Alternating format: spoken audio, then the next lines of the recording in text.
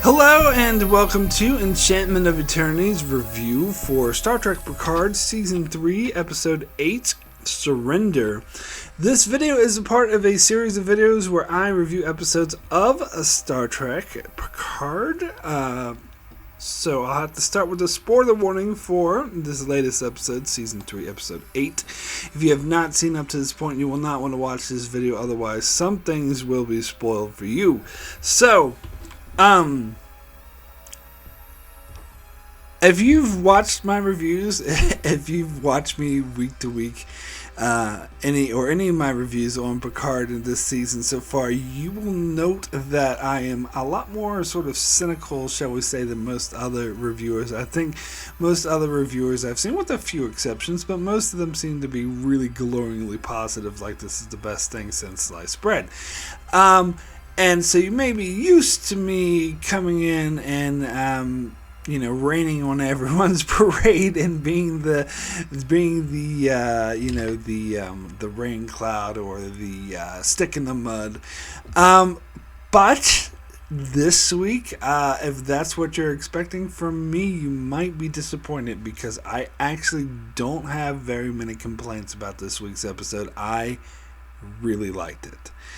To me, this is the quality. This episode presents the quality that everyone was saying the previous episodes were presenting, and I wasn't seeing. But now I see it. Now I feel it. Like, I was really excited for this episode. This episode was an emotional thrill ride. At times I wanted to cheer. At times I wanted to cry. It was very, very effective. So, this is easily my favorite episode of the season thus far. So, when it took off from last week's episode, and I came in very skeptical, I want you to know, because if you see my review for last week's episode, I don't like what they did last week, and I still don't like last week's episode. I do like it, but parts of it I don't like. Let me rephrase that. My complaints about last week's episode stand. I don't think that this week's episode alleviates that, but they did something really good with it. Because my complaints about last week's episode is that Picard's plan sucked, and that's out of character for him. Usually Picard's very witty, he comes up with brilliant plans, he outsmarts his adversaries, but what he did last week, he set a trap for Vatic, and it ended up backfiring on him, and she took over the ship. And even when his plan was working, he couldn't really, the best option was just to kill her. His plan sucked. Let me put it that way. And for me, that's reinforced by this week's episode when Riker and Troy were in the cell, and Riker says to Troy, "Oh, don't worry, I know Jean-Luc, he's probably coming up with this brilliant Picard plan that gives him the upper hand." And you cut back to the ship, and they're all being held hostage and they're all fucked. Which means, what happened to me, that just highlights the fact that last week Picard was out of character, that his plan is out of character. Now, I know some people might argue with me saying that, oh, well, he can't be on top every time. He's not a Mary Sue. He has to have some faults. But I don't know. To me, that plan was so bad that it was too out of character. So my complaints about that still stand. However, it's obvious what they did with it this week, to me, I wouldn't say justified it, but it paid off. It paid off. But here's the thing, and this is my main complaint, is last week's episode was contrived writing because Picard was acting out of character because they wanted them to get to this place. Like, the writers wanted them to get to a place where Vatic took over the Titan, and instead of coming up with a better way to do that, they just let's just have Jean-Luc come up with a terrible plan that backfires, which they need to do better, in my opinion. So it's still contrived writing to get to this point, but once they were at this point, what they did with it was brilliant. It was really intense. So Vatic takes over the bridge, And I love, like, everything about the storyline worked for me. Like, the way she was, at first, like, when I saw the preview, when she was like, ooh, laughing, and her minions were going around killing people, I was a bit worried, and maybe this is, like, a slight complaint I have about this episode, is that I don't like it when any Star Trek show goes kill crazy with the red shirts and they just kill off minor characters willy-nilly, and they did do that a bit at the start here, but of course it does make sense, and as an Vatic character, I hope they didn't kill too many of them off anyway. But now, to be clear, I'm talking mainly about the scenes at the start of the episode where it was a montage of the other minions going around the ship just gunning down people.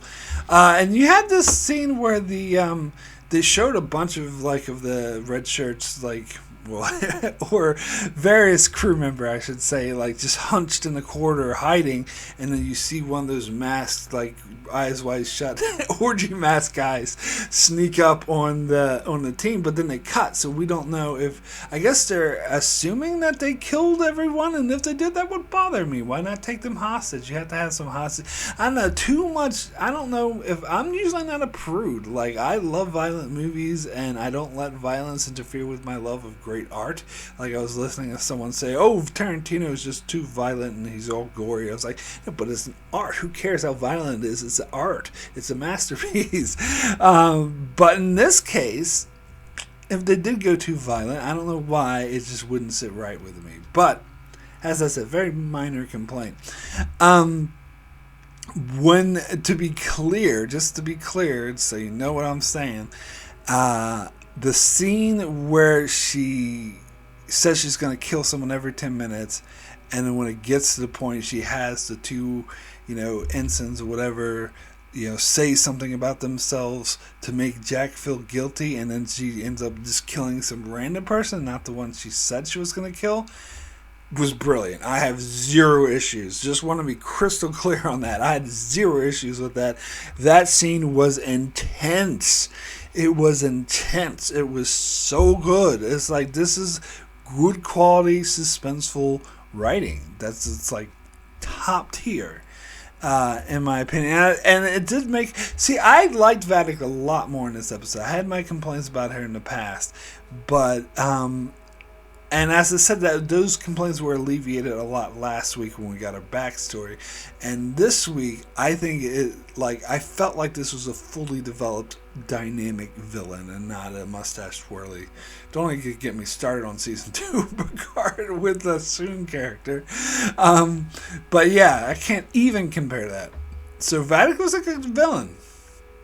So, and she was used very well. Like all the scenes on the bridge were super intense, with 7 of 9 and Shaw, and I loved sort of all the little various tidbits of interactions we get through characters throughout the entire episode was just perfect. It was just so good, and part of that here is like the interactions with Shaw and Seven, and how Seven wants to do something, and Shaw's just like just trying to warn her back, like from a sort of more gruff experience perspective. Like it was very good.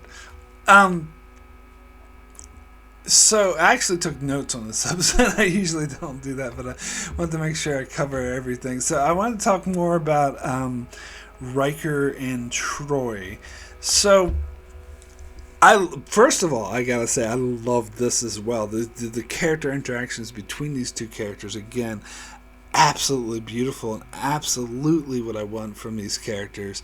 Now, I will say that this storyline does alleviate some of the complaints I had in a previous episode, because in 2 episodes ago, you had Vatic capture Riker, and he's like, you're gonna give me what I want, and Riker's like, never, I'll die first, and she's like, oh well, yeah, well, I have Troy, and so I had huge fears immediately that they were gonna do a cliche 24 storyline. If you don't know, I'm referring to the show 24. If you've never seen that show, someone would always capture one of the main characters. It was usually Jack Bauer, but sometimes it was other main characters. They would capture their lover and threaten to kill them unless the terrorists would capture them unless that person helped and coerced them into helping the terrorists. And they did that storyline like at least once a year, maybe sometimes even twice a year. I think they even done it 3 times a year. And it was the show went on for like 8 seasons, so they did it like maybe 20 times. And it was so, and I think that show itself just got me so sick of that storyline, and so that's what I thought they were setting up for, and I was just grown so hard, and I was like really not looking forward to that, and I was really dreading this storyline with Vatic coercing Riker to help her by threatening Troy, but all that happened is that Riker gave that out-of-date code, which actually tipped off Picard and helped him, to Vatic, and that's it. Thank God. Like, I am so relieved. And so this does make me think better of the previous episodes, that's all they did. And they didn't do a whole 24 storyline. I'm like, God, thank God. I was so happy. So now I don't have any problem with Vatic bringing Troy to Chorus Riker. I am perfectly okay with that, especially since it brings Troy into the show, which is something that I've been waiting for. And I've read an interview with Terry Metalis, who was asked why Troy didn't come until much later in the season, and they said it mainly had to do with Marina Sirtis's schedule, and she lives in the UK, and it was harder to get her there, so she couldn't be there for as long as the other TNG actors, but that she's going to be featured a lot in these last 3 episodes. So I'm happy with that. I think and I know there's a lot of Troy haters out there too, but I like Troy, and I think it's great to see, and I love the way they used her in this episode. And so it was great getting the sort of interaction between Riker and Troy. So if I had a really, really tiny minor complaint, and of course I had to give some complaints because it's me, but this is a really, really minor one. I think they should have mentioned Kestra more. Because when Troy told Riker, oh, by the way, you should know a changeling came by and impersonated you. And I like their banter. It's like, oh, he was just as charming, but I could tell right away it wasn't you, blah, blah, blah. Why didn't Riker's immediate question should have been, is Kestra okay? Because it's implied that, Riker, a changeling impersonating Riker, came into her home where Kestra also lives. It's his daughter. You think that would be the first thing that would pop out of his mind. Now, I did come up later on with some headcanon to justify this, because later in the episode they do imply, if not, they don't explicitly state, but they imply that she's safe, because Troy says something like, oh, we have to do this for Kestra or whatever, and they wouldn't say that if she was in danger, so it's implied that she's safe. So my headcanon is that since there's interactions between Troy and Riker that happen off screen, is that was the first thing Riker asked Troy. Cut after that thing where, Vatic is like, I introduced Troy, and she's like, oh, Will, whatever. You gotta assume sometime very, very shortly after that, one of the very first things Riker said to Troy was, how's our daughter? Is she safe? Is she okay? And so my headcanon is that's what happened off screen, that he asked her immediately and she told him immediately, so that's why he's not asking about it now, because he already knows that Kestra is safe. But still, I feel like they should have mentioned her more, if anything, especially when they were talking about how Thaddeus is, I believe it's Thaddeus, yeah, his first son, how his death affected him and it affected their marriage and the issues with Troy and Riker, which, by the way, again, I loved, like how she was saying, you got in my head and took away the pain, and she was just like, I was just trying to help you because I feel everyone's pain. Like, that stuff was really good, but I do wish that they brought up her more and how it affected her and how they need to get things together for her.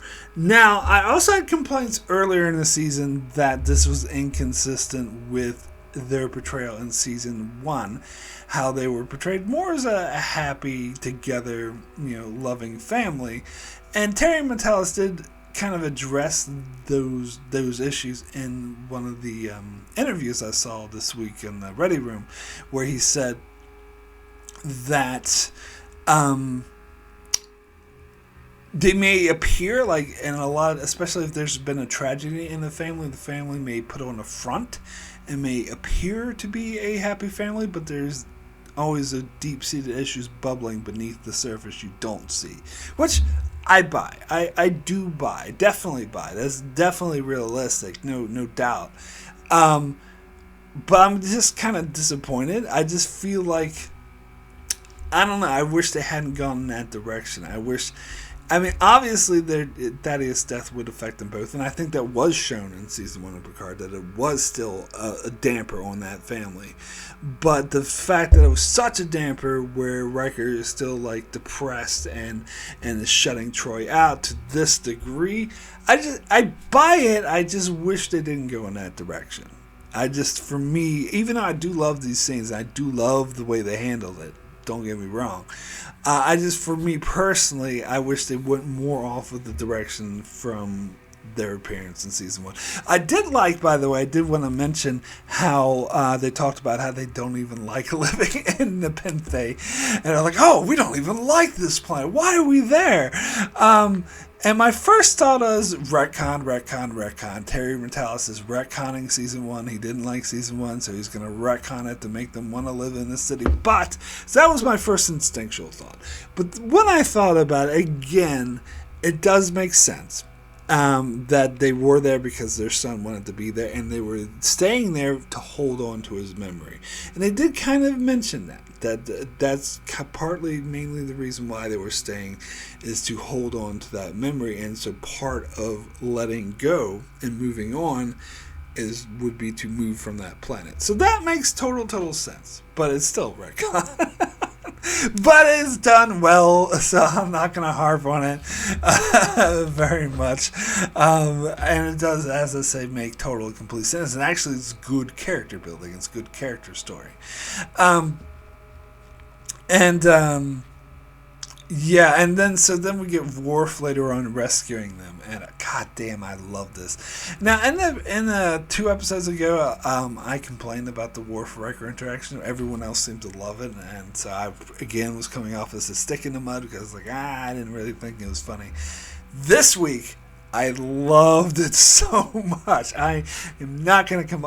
Overall, I've been loving Worf this season. So I want more Worf. That's my main complaint about the season. Not enough Worf. I've been loving the humor and his interactions. And I think it was so great where he came after. When Worf came to rescue him, he immediately went to Troy and was like, oh, I've been dreaming of this day. I've been thinking of you, or whatever. And Riker was just like, inappropriate. Which I'd like to forget the fact that Worf dated Troy because that was dumb and that never should have happened, but it did. And so they are acknowledging that, at least to an extent. But also it's more of Worf has kind of changed a lot since then to become the Zen master or whatever. So he would look up to Troy as a mentor figure in that regard, and someone who helped him along that spiritual journey, and someone who he would want to connect to again to compare notes or help him further along in his journey. But the way he immediately went up to her like that was a bit intimate, and I think Riker's reaction of inappropriate, and then Riker says something like, "You're gonna? I thought we were done being tortured."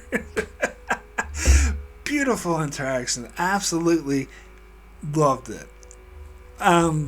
So let's see. Let me consult my notes again. So let's talk about Picard and Jack Crusher. Mostly Jack Crusher in the scenes. I think, again, these are great scenes that help build the tension. The intercut with Vatic on the bridge with Picard, Crusher, Dr. Crusher, and Jack Crusher, and Sydney LaForge. And them trying to find a way out, and then them Jack Crusher finally confiding that he can read people's thoughts. And at first, of course, Picard and Crusher are going to be skeptical, be out of character if they weren't.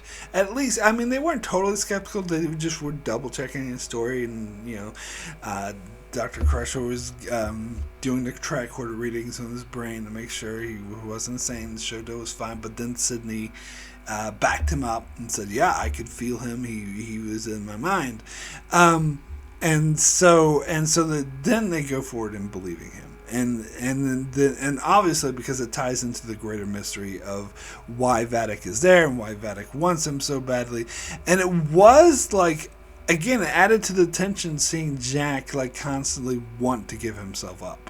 And then Beverly and Jean-Luc being the voice of reason, saying, "You give yourself up, she's just gonna kill everyone anyway, and now she'll have you, and it's not gonna help anything." But when it did come time, Jean-Luc and Beverly did let him go to the bridge when in order to distract them, in order to buy them more time, which I love. I love that they did trust him enough to do that. And that scene where he was like went into that dude's mind on the bridge to try to using Picard's code, but Vatic caught him. Like that was again good stuff. Like really intense.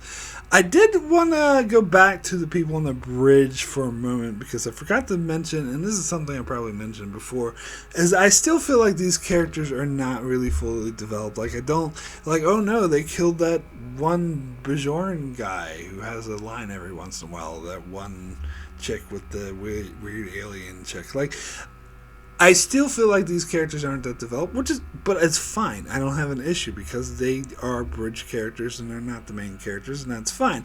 But some people compared them to the Discovery bridge characters and saying, "Oh, they've been more developed than the Discovery bridge character." No, they haven't. I actually think the Discovery bridge character, as much as I complain about them, and believe me, they have not been developed as much as they should be at all, are still more developed than these guys, which they should be because there's been 4 seasons of Discovery and only like 8 episodes of this, so they should be more developed. But what I'm saying is I disagree with those people saying, "Oh, these bridge crew are more developed than the Discovery crew. They're still developed," and no, they're not. But they don't need to be. And that's okay. I will say they are serving their purpose, and I will say the same thing to them about them as I did about the Discovery bridge crew, and that is, I appreciate that they keep the same characters and it's not a random different character every episode, especially in the serialized format like this. In other shows, lesser shows like Voyager and stuff, that's what they do, even though Voyager was confined ship, so really it should have been the same background characters every time, yet they kept changing them up. But here, they have the exact same bridge crew, the exact same characters throughout the journey, and that helps, and I appreciate that. So, to be clear, I'm praising that. I'm praising the show. I'm just disagreeing with the reviewers that say these characters are very developed, because I don't think they are. Anyway, but they don't need to be, so it's fine. It still is a good job of keeping the same characters. Anyway, So, let's get into the data of it all. Now, I'm still a bit iffy on this whole data versus lore thing, and the storyline in this episode felt like many of those Trek episodes where people were raging a battle inside their head. I'm thinking specifically of the episode Extreme Measures in Deep Space Nine, where Bashir and O'Brien went inside of Sloane's head, and stuff like that. But I think this is better than that because I really didn't like those kind of things. But I think this is a bit better. But it does have that abstract feel to it. It's like, oh, there's a battle being waged inside his head. But I guess it makes a bit more sense because it's talking about an android and different programs competing with each other. And I kind of like when Data, I feel like the episode that was trying to lure you into a false sense of hopelessness, I should say, of oh no, Data's giving up. But that's not the Data I knew. In fact, I was thinking the whole time, if this is true and Data is just giving up, then it would be bad writing because it would be untrue to his character. Granted, he's not evil like Lore, so he's not aggressive, but Data will always do what's necessary and use whatever force and power is necessary to save himself, and way more importantly than himself, his friends. He will do what was necessary to save his friends, and his friends were in danger. And so he's not just going to sit there and give up and let Lore take over. That's definitely not going to happen. So I knew, hoped anyway, that this was just a ploy that he was playing Lore, and I was very satisfied when that turned out to be the case. Had they not been, had he actually been just giving up, then I would have called foul because that would have been out of character for him. But this is in character for him to trick Lore, and the way he said goodbye to brothers, very reminiscent of last time Lore died. And so I liked it. So overall, even though I'm a bit iffy on this whole storyline, it still works for me. I still like it. But moreover, goddamn, it was so nice seeing Data again. Now, I talked about this before about how I feel like this is what they should have done with Data from the beginning. Like, they directly address later in this episode whether or not this goes against the other Data's wishes, because he wanted to just die, and this Data is like, well, he can rest in peace, but this, that version of me is resting in peace, but this version of me is very happy to be here. Which I like, because first of all, I got no issue with them contradicting season 1 storyline. Even though it wasn't bad, I still like, this is what I'd rather they do with Data from the beginning. And rather than that, so if they want to wipe that one clean, that I'm fine with that, but they didn't wipe it clean. I think it makes sense. But this is what I wanted them to do with Data from the beginning. It's just apparently Brent Spiner had doubts about coming back as Data. He even said outright he's too old to play Data. But Terry Matalas is like, well, what if we just make Data old? And that's what they did. Now, granted, and it is a bit contrived, and I talked about it before when they said, oh, they created an older looking Data just because Brent Spiner is older, but that's fine. I am happy with that, because it means we can have Data back, which is what I want. And it's funny, again, on the Ready Room thing with Terry Matalas was saying that he went to Brent Spiner and said that I don't want you playing any Soons anymore. And I'm like, thank God! Like, that's exactly what I'm thinking. Like, no more fucking Soons. Stop it! And I think, and this makes me think a lot better of him. And Brent Spiner agreed, apparently, but he's like, we're doing a TNG reunion, and it would be incomplete without Data. And I agree. I totally agree, and so I love what they did with the story. And they make it clear that it's not the same Data. It's his memories, it's his algorithm, but it's kind of a new person, but kind of not. And I like that. I think that makes sense. And yeah, and so I love when Data took over, and of course we get a lot of Easter eggs with, the little hologram thingy of Yar that he used to carry around, and they even did some flashbacks of his pipe, Sherlock Holmes pipe, and Spot. Of course, everyone's probably going crazy over Spot, and they got, oh, look at Spot. But I love that Spot was the last most important piece of Data. That was cool. As a cat owner, cat person, did appreciate that.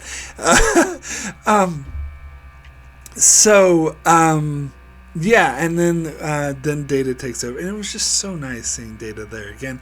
And then So then let me get to the ending scene on the bridge when Data takes over and he does this, "Hello, this is your friendly security." Like, I love that. That's a get up and cheer moment where I just wanted to get up and cheer. It was so great. I didn't think it was corny or anything. I just thought it was so satisfying, especially after the really good job they did at building the tension throughout the episode. That was exactly the kind of relief that I wanted. And having Jack, like, actually, that device he was pretending was a grenade is actually like a shield, and he hides 7 of 9 under the shield. Like, that was amazing. And of course, I gotta address, and apparently Picard had this planned out the whole time. See, this is the kind of Picard plan that should have done from the first place, but of course, they had to contrive a bad plan first in order to get to this good plan, but whatever. Where they flush him out at the airlock, and seeing 709 say, "Get off my bridge," it reminded me of Air Force One, where Harrison Ford's like president was like, "Get off my plane." I think they were purposely trying to do that, but that was amazing. That was another cheer moment. Now, is Vatic dead? We saw her go out to space. We saw her frozen. We saw her smash up against the ship, and then their ship was destroyed after that. So yeah, I think it would be pretty fucking dumb if she wasn't, which I'm surprised, because there's still 2 episodes left, and there's still a dilemma to be resolved, no doubt, and there's still some mysteries, goddammit, that they haven't resolved yet. But yeah, I think that is the end of Vatic, which, yeah, I wasn't expecting them to go in that direction. So then we get our TNG reunion. I'm sorry. I feel like, because I complained about fan service in the past, but I'm kind of, some people might say I'm being a hypocrite or being contradictory, but I went goo goo gaga over this fan service. Fucking loved it. It brought a tear to my eye to see the 7 crew members together again in the ready room and just interacting and just having those personal interactions that would seem natural after not seeing each other. The way, Beverly says, "I missed you guys. I'm sorry I haven't seen you in over 20 years," and Data and everyone like hugging Data. Oh, I forgot to mention when Worf and Riker, Troy and Riker hugged Worf, and Worf's like something like, "One must respect personal space," or something like that. I was like, it was so hilarious. Like, just all these interactions between these characters, and seeing them all like sit in the conference lounge like they used to back on TNG. I'm sorry, that did get me teary-eyed. That did, like, and because it was handled so well.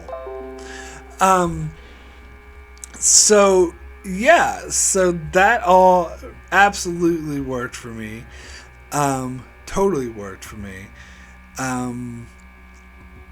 And it was just great seeing these characters again. But then they do bring up that there's still, and I love Data's input too, is like, I think we're forgetting about the more emotional side, which of course means something that the androids bring up the emotional side. But, again, this version of Data actually has a sense of humor and has emotion. I think they're doing a much better job at integrating emotions into Data than the movies did. The movies did a pretty shit job. We're to the point where they just retconned it and stopped doing it because they couldn't figure out how to do it. Yeah, so they bring up that there's still the issue with Jack. And here's the thing. Okay, so they still haven't really resolved this mystery with Jack Crusher. We still don't know completely why they wanted Jack Crusher. We know that they wanted the Ironic syndrome from Picard's dead body, so that's why they wanted the dead body. But why did they want the syndrome? And they make it clear that Jack Crusher is pivotal to their changeling's plans of taking over the Federation or destroying the Federation. But we still don't know how. And I was complaining about that a lot last week, that they need to get to the fucking point. Here's what I'll say. I'm not going to make a judgment on that this week. I am going to give them a stay of execution. I am going to hold all my judgment till next week. If this answer that they reveal does deem as something that, well, yes, they had to hold that, because if they told us too early, then it would have ruined it. It wouldn't have been as powerful. Then okay. But if it's not, if it is something that, like, well, you could have just told us that 3 episodes ago, then I will come down with my judgment and complain about it. But otherwise, I don't know. So I'll have to see. We'll have to hold judgment on that and see what they're going to do with it. So, my rating for Surrender out of 10 is going to be a 9. Excellent. It is a very, very strong 9. It's a high 9, almost a 10. Almost went to that 10, but I feel like I wasn't quite there at the 10 yet, like just inches away from the 10, but not quite there. And mind you, I round up, so it doesn't have to be a perfect 10 for me to give it a 10. It just has to be like a 9.6 or higher. Wasn't quite there. Yeah. I'll say this is a 9. And maybe I'll change my mind about that too. Maybe I will make it a 10 in retrospect later on. But at the moment, I'm going to give it a 9. Excellent. And I do think it's the best episode of the season so far. And it is the high. I gave one other episode a 9 this season, the one with Ro Laren, which I really loved. But this one I think is better than that. So yeah, it's my favorite of the season so far. So that is it for my review of Star Trek Picard Season 3, Episode 8. I shall be back next 2 weeks to cover the final 2 episodes of Picard, and maybe I'll be just as positive. I'm hoping I will be. I'm hoping that I like those next 2 episodes just as much as I did this one, but we'll see. Anyway, be sure to check out my channel as I continue to cover Picard and cover many other Star Trek shows, currently covering every episode of the original series at the moment, and I do reviews on many other shows as well, so be sure to subscribe so you can keep up with all of that, and thanks a lot for watching.